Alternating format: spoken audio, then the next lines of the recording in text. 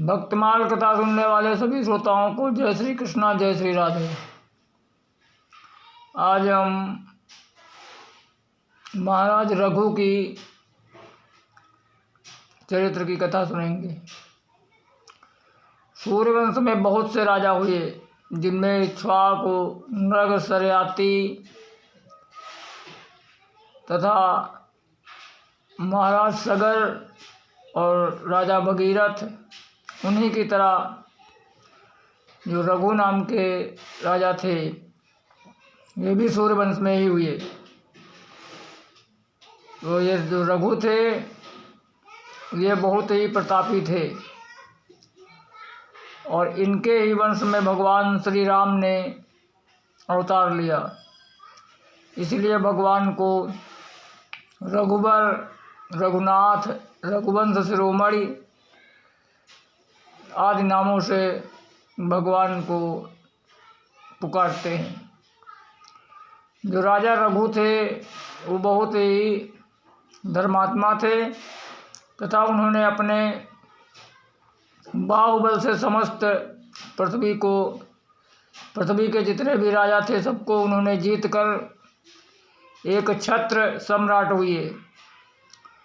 और वह जो राजाओं को जीतते थे उनसे ज़्यादा कर नहीं लेते थे और उसको केवल अधीन करके छोड़ देते थे तथा प्रजा से बहुत ही कम कर लेते थे। ऐसे थे महाराज रघु। तो एक बार महाराज रघु ने बहुत बड़ा यज्ञ किया और यज्ञ किया तो उसमें महाराज रघु के पास जितना भी खजाना था सब कुछ उन्होंने सर्वस्व अपनी प्रजा और ब्राह्मणों को दे दिया। तो वह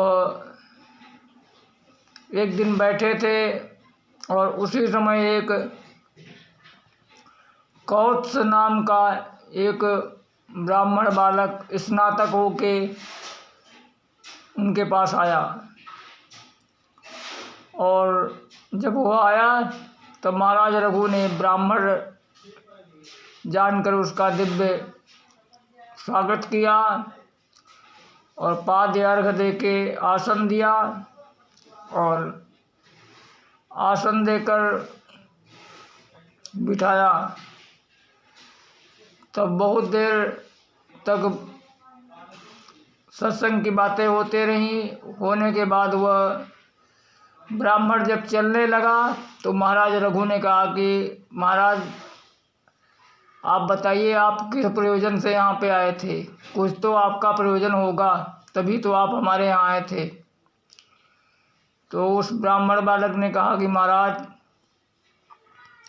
मैं आया तो था, मेरा प्रयोजन था कि मैं आपसे थोड़ा सा धन मांगूंगा, लेकिन मैं देख रहा हूँ कि हमने सुना है कि तुमने समस्त धन अपना ब्राह्मणों और अपनी प्रजा में दान कर दिया है। इसके लिए तुमने जो अभी मेरा पूजन किया वो भी तुम्हारे पास केवल मिट्टी के ही बर्तन थे।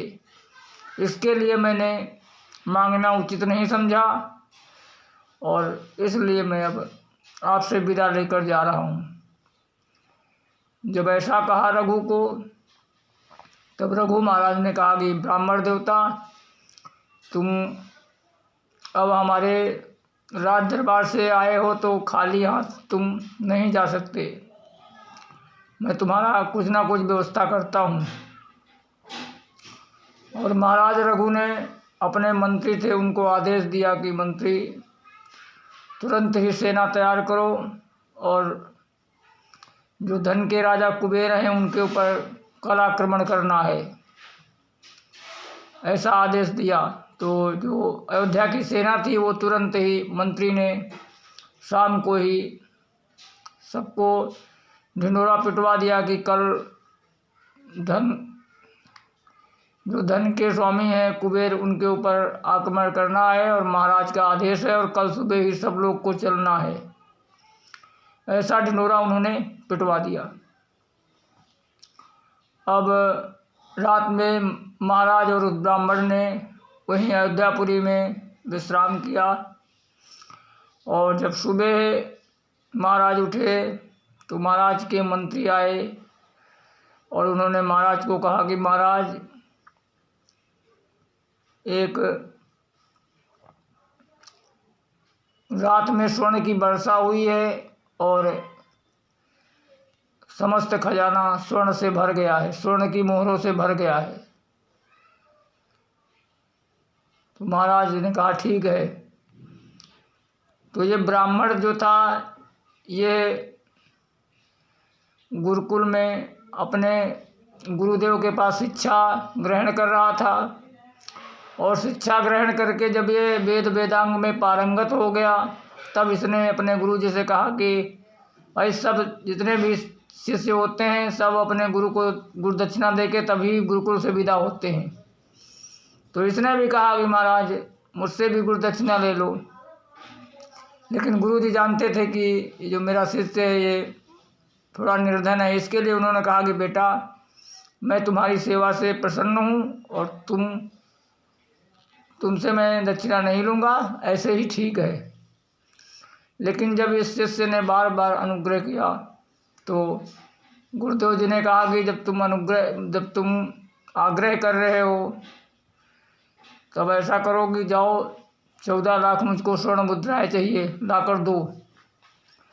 तो तभी ये कौत्स नाम का ब्राह्मण बालक महाराज रघु के पास आया था।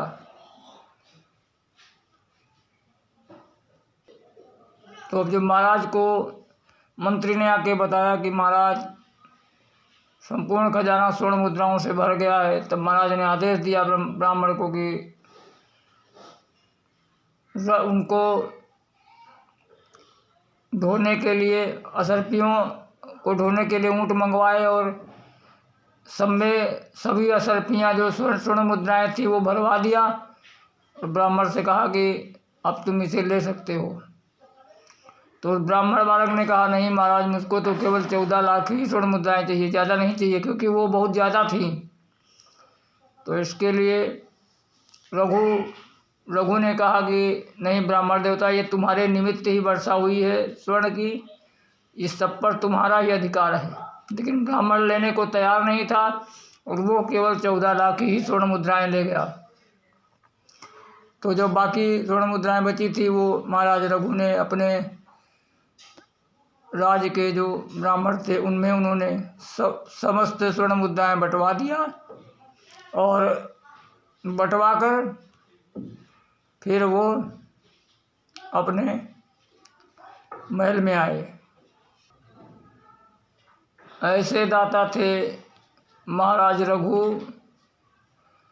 और इन्होंने इनका जो पुत्र था अज को राज्य देकर तपस्या के लिए चले गए और परम धाम को प्राप्त हुए। तथा इनके ही अज के पुत्र थे दशरथ, और दशरथ के यहाँ साक्षात वो रामचंद्र ने, भगवान रामचंद्र जी ने अवतार लिया।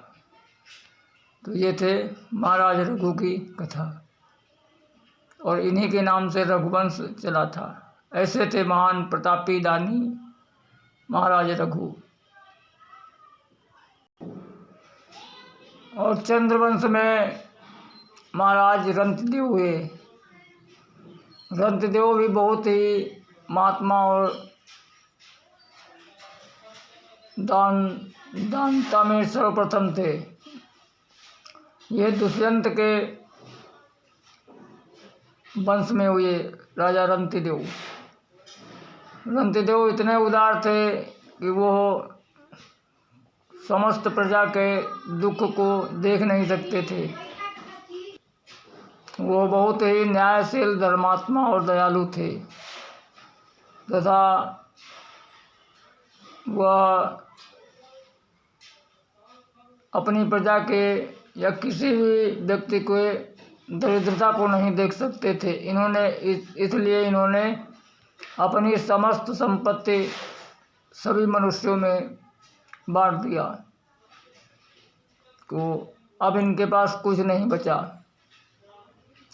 तो एक बार इनके राज्य में अकाल पड़ गया और ये 48 दिनों तक जल जल जल तक भी नहीं मिला इनको। भोजन की कौन कहे, जल भी नहीं मिला। तो 48 दिन तक जब जल नहीं मिला तो ये और इनके परिवार के लोग बेचारे बहुत ही परेशान थे। तो जब 49वें दिन इनको खीर और प्रसाद मिला दैववश भगवान की कृपा से, तब जो ही ये उसको भोग लगाने के लिए जा रहे थे कि उसी समय एक ब्राह्मण देवता आए और उन्होंने कहा कि महाराज मैं बहुत भूखा हूँ और मैंने बहुत दिन से खाना नहीं खाया। तो इन्होंने सबसे पहले उस ब्राह्मण देवता को भोजन कराया। भोजन करा के ये जो प्रसाद बचा था वो अपने परिवार में इन्होंने बांट दिया। तो जो ही बांटा कि उसी समय एक शूद्र आ गया। वो बोला कि महाराज मैं भी बहुत भूखा हूँ। तब इन्होंने उस शूद्र को भी भोजन कराया। फिर अब केवल जल ही बचा था और जो थोड़ा बहुत भोजन बचा था उतने में एक चांडाल और उसके साथ बहुत से कुत्ते लेके आ गया और वो बोला महाराज मैं भी भूखा हूँ तथा मेरे कुत्ते भी भूखे हैं। तो जितना भी भोजन बचा खुचा था वो सब राजा ने चंडाल और कुत्तों को दे दिया। अब अंत में केवल जल ही बचा था।